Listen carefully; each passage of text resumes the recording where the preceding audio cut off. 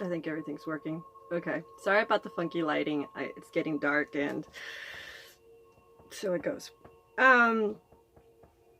Isaiah chapter 2. Here we go.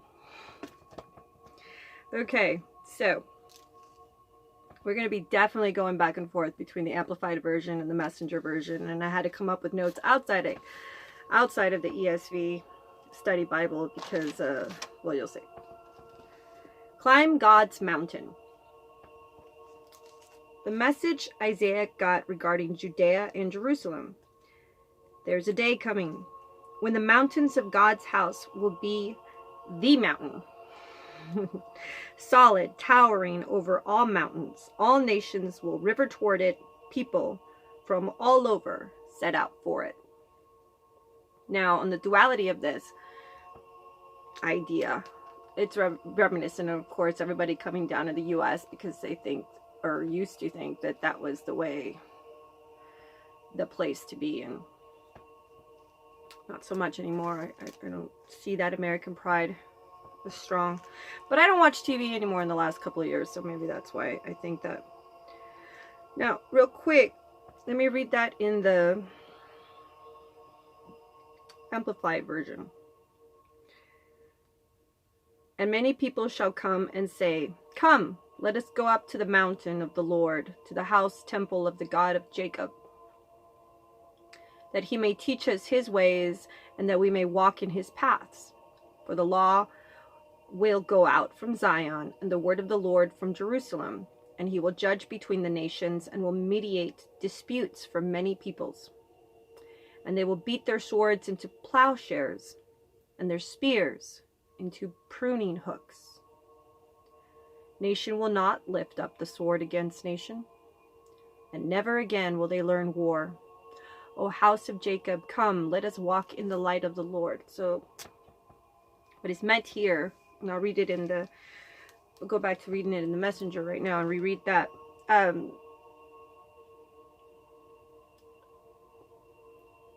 The right of what? Do right and you get right. Do wrong and not know it, and you will be defiled. And so what's their intent and what are their actions? So they will come. Let's climb God's mountain. Go to the house of the God of Jacob. He'll show us the way he works so we can live the way we're made. Zion's the source of revelation. They'd stuck to the characteristics of the Father. Their swords would be turned into instruments of farming instead. That metal would have been better used. Still to this day, better used. God's message comes from Jerusalem. He'll settle things fairly between nations. He'll make things right between many people. No more walls or trying to go against your neighbor just because some idiot told you, as opposed to going out and experiencing your own personal experiences and getting to know people and their names and their stories and seeing if they're hard workers, etc., etc. He'll make things right between many peoples. They'll turn their swords into shovels, their spears into hoes. It's a hoe, not that silly. For us very young ones that don't know what certain things are, a halo hoe, for example, is used to clear out weeds. It's an instrument to do that sort of thing. They'll turn their swords into shovels, their spears into hoes. No more will nation fight nation. They won't play war anymore. Come, family of Jacob, let's live the light of God. Let's live the light of God. Yes, can we please? Moving on. God, you've walked out on your family, Jacob, because the world is full of hokey religion, Philistine witchcraft, and pagan hocus pocus. A world rolling in wealth, stuffed with things. No end to its machines and gadgets, and little g gods and little g goddesses. All sorts and sizes. These people make their own gods and worship what they make. A degenerate race. Face down in the gutter. Don't bother with them. They're not worth forgiving. Well, that's harsh. Let's look at the amplified version of that same. scripture. Their land has also been filled with silver and gold, and there is no end to their treasures. Their land has also been filled with horses, and there is no end to their chariots. Well, what do they use chariots for? In other words, saying same thing as I believe is saying they have a grip of soldiers and plenty of jets and battleships. Their land has also been filled with idols. Excuse my language. Well, no shit. Look around. I'm sorry. I'm trying not to cuss. They worship the work of their hands, that which their own fingers have made. So the common man has been humbled before idols. So the goal is to be humbled before idols. Oh, don't mess this up. Eek. Un momento, por favor. Oh. So, I have like 3 different phones that I'm trying to use here, so they're all different. Let's go back. Which their fingers have made. So the common man has been humbled before idols. So, more people are interested in what...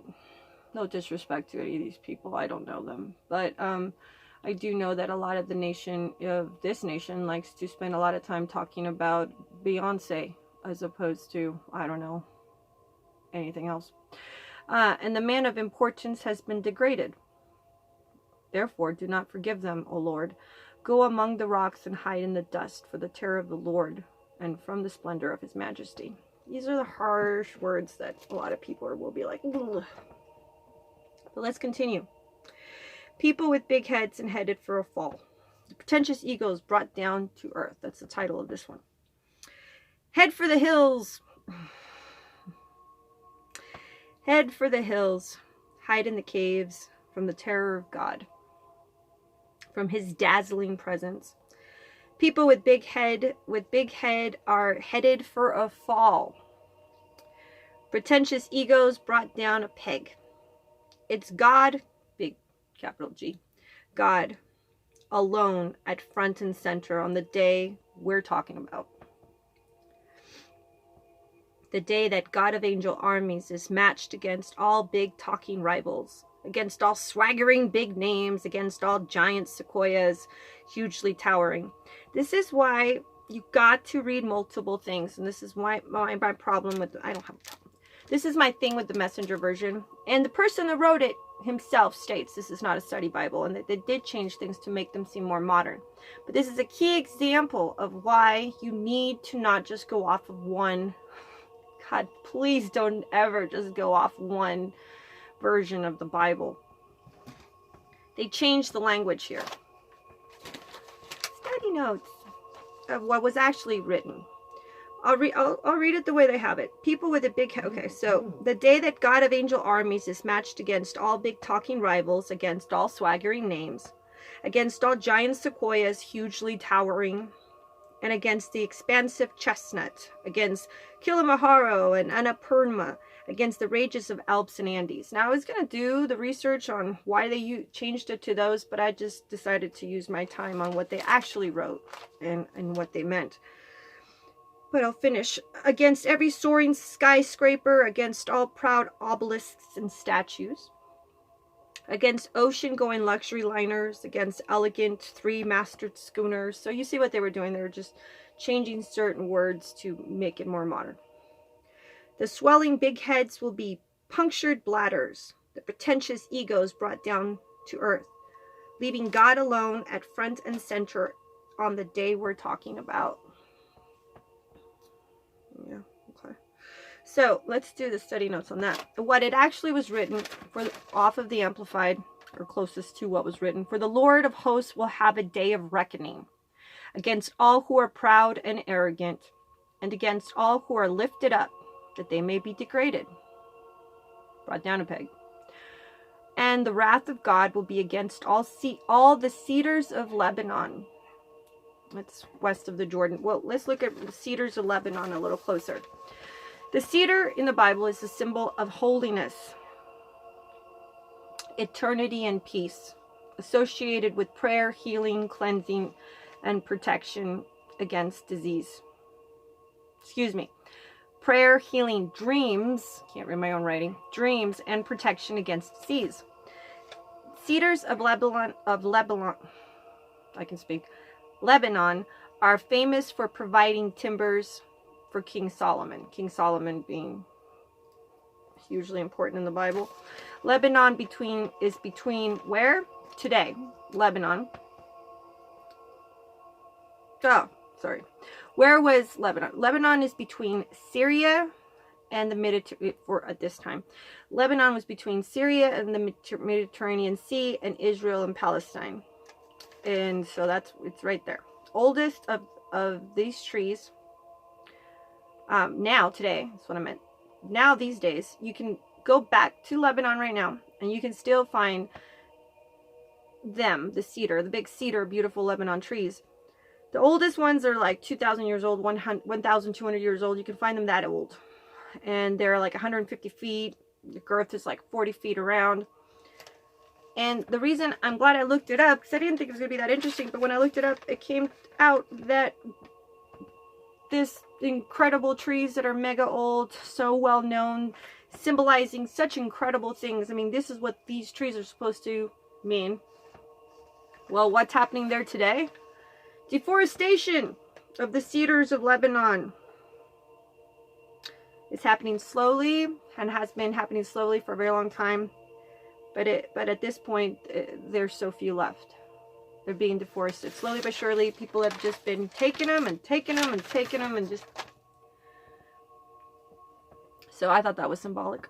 But moving on here, it says that they are high and lifted up. So again, and the wrath of God will be against the cedars of Lebanon, west of the Jordan, that are high and lifted up, against all the oaks of Bashan, east of the Jordan, against all the high mountains, against all the hills that are lifted up, against every high tower, against every fortified wall, against all the ships of Tarshish. Now, before I get into Tarshish, very interesting Tarshish.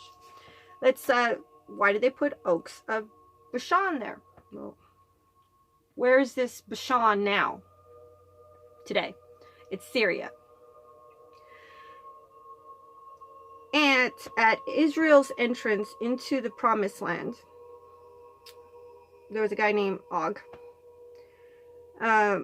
Went against this country and extended. This country had extended from Gilead, Bashan, into the south of Hermon, into the north from Jordan, onto the west to Salcash on the east. In other words, this is huge land that they used to own. And the symbolism of the oak is strength, moral resistance, and knowledge. So things that people should have known better. Instead, they spent all their time warring and gaining places. And what these two, the Barshin, which is now Syria, Bashad, which is now Syria, sorry for butchering that, and Lebanon, it stood back then for pride and loftiness. And the reason this connects to the next one, which is the really interesting note here, is that there was a guy named King Hiram of Tyre, used to make oars out of this oak. Now here it leads to the ships of Tarshish. Fascinating. So disappointed that the Messenger version took it out, but so nice to know. What are the ships of Tarshish? Once again, against all the high mountains, against all the hills that are lifted up, against every high tower, against every fortified wall, against all the ships of Tarshish, and against all the beautiful craft. Then the pride of men will be humbled, and the arrogance of men will be degraded. The Lord alone shall be exalted in that day, and the idols will completely vanish or be abolished. Well, the ships of Tarshish are also known, what they signify is the Pharishians. They were known for making this incredible fleets of ships that would be able to sail for long distances. They, in 1 Kings 10:22, Solomon had a fleet of ships of Tarshish, at sea with the fleet of his ally King Hiram of Tyre, the guy that used to use these Bashan oak trees to make the oars. And that once every 3 years, the fleet of the ships of Tarshish used to come by bringing gold and silver and apes and peacocks and ivory. It helped make King Solomon rich, in other words. Well, who are these tarnished people? These Phoenicians, they were already famous seamen 1,000 years before even Yeshua, Jesus, even walked around. They were known to be incredibly good at trading. Obviously, that was their thing. I mean, anything you could think of, that's why they were so rich. They weren't interested in taking control of the world. They just wanted to make a profit out of it. And they were very successful merchants, but ruthless. They were known to trick people into coming on board their ships to show them their wares. And then, boom, they'd enslave them and sell them. Okay, they were rich as hell. They had an incredible, powerful knowledge and wisdom that they used to make profit and ultimately to screw themselves. Because what ended up happening to them, they did that enough times. They were ruthless traders that traded in the seas. Where is now Spain? They came from the spot in Spain. Who ultimately even sold out the Israelites that had been comrades in arms with King Solomon originally, but they even sold out the Israelites, and so they ended up being destroyed by Alexander the Great. So there's that. And what's really interesting about them is that because they were so really incredible merchants of sea, but they had so many different places they always went and always had to write things down because they had so much going on at the same time, that they actually ended up creating what is now our alphabet. What the Greek and the Romans used to create their alphabet was off of what they needed to be able to write down everything that they were selling and trading with, all this. That was the necessity of them coming up with the alphabet, was to write down all these things they were being trading money-wise and things-wise with other places and ports all over the world. So that's where our alphabet comes from. That's also why they would use papaya to write everything down. And that ended up being paper. So, yeah, the Phoenicians were awesome.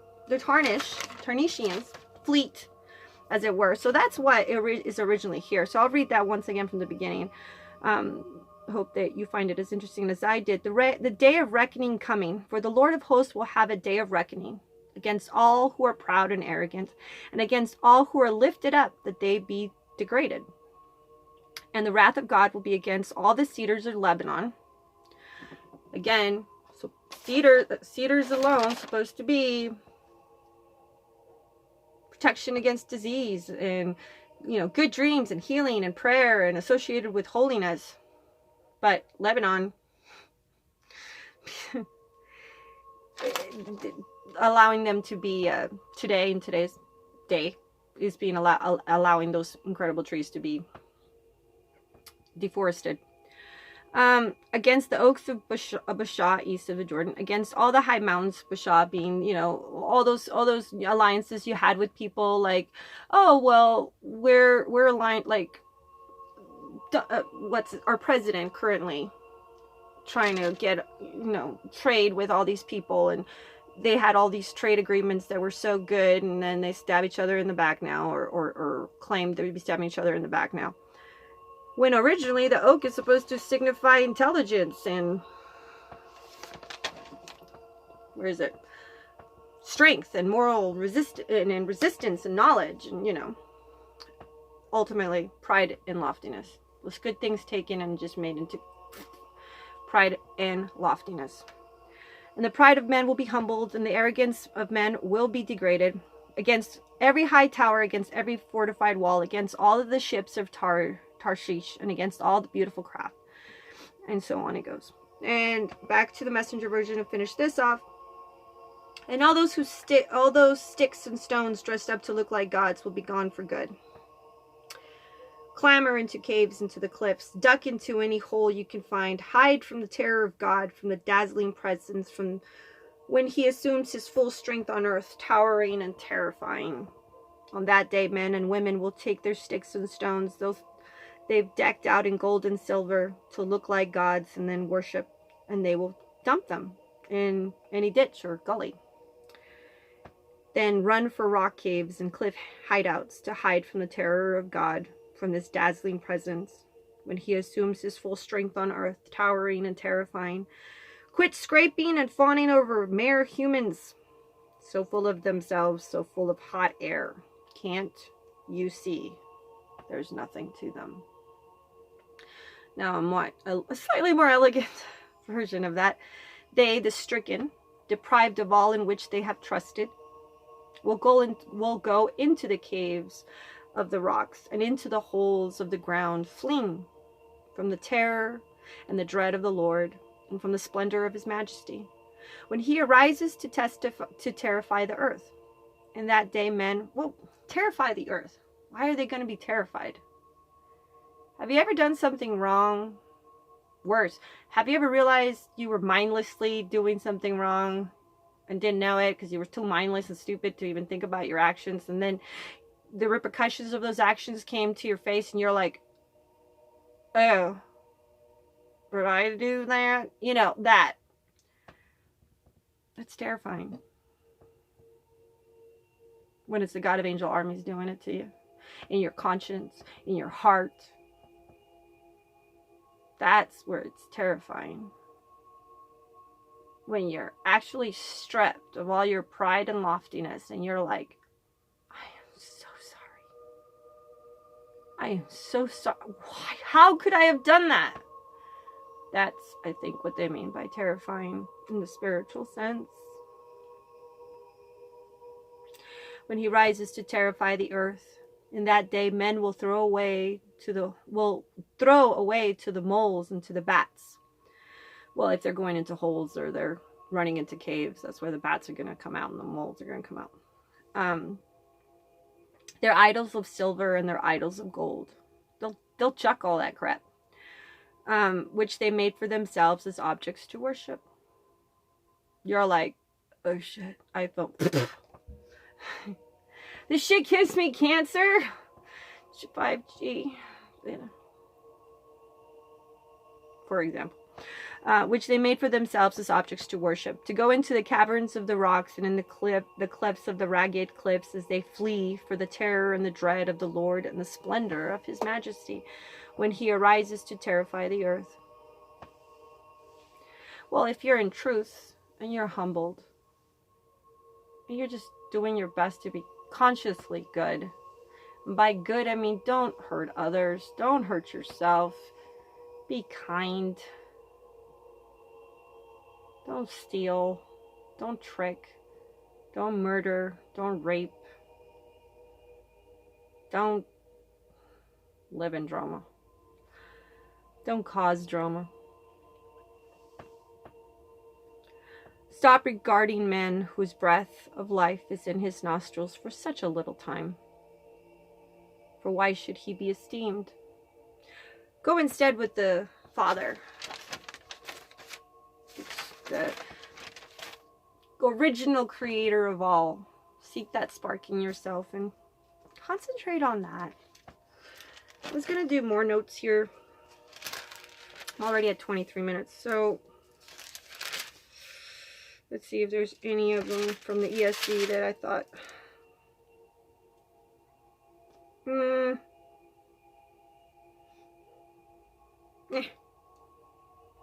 Okay. Self-salvation, though it seems to make the people strong for a time, carries with it its own self-destruction. It's not sustainable, guys. Don't make yourself a god. It will not be sustainable, I promise. Apart from repentance, the people and their syncretistic oaks and gardens. Well, I don't know about that. But I really liked how it said self-salvation, though it seems to make the people strong for a time, carries with it its own self-destruction.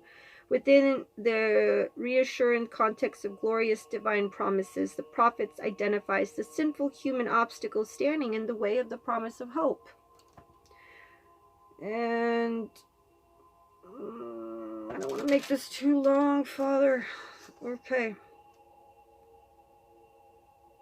Rather than the world coming to Zion to learn God's ways, the people of God in Isaiah's days and today's are influenced by the ways of the world to the point of saturation. stop regarding men. Isaiah urges a realistic assessment of the weakness of the human power and pride. And we will leave it at that. Thank you very much. We shall do Isaiah 3 tomorrow. I love you guys. Have a wonderful night.